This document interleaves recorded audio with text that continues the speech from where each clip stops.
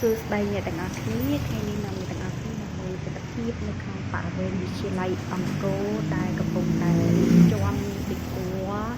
ដោយសិស្សានុសិស្សនិងក្រុមការងាររបស់ក្រុមយុវជនបានតុបតែង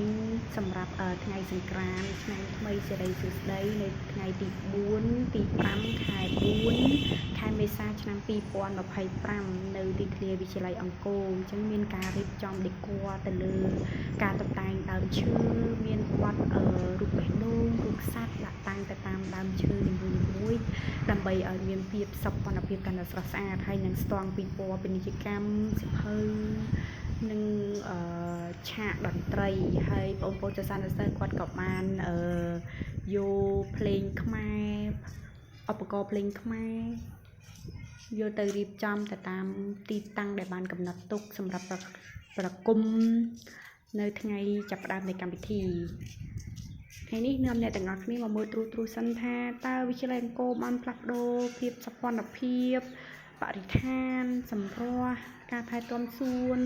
និងទីធ្លាស្អាតស្អាតជាច្រើន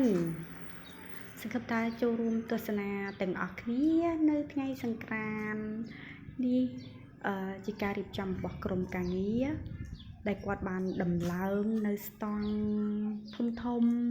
មានតាំងពីឆាកដូរតន្ត្រីសម្រាប់ប្រគំឲ្យកម្មវិធីកាន់តែសប្បាយរីករាយសង្ឃឹមថា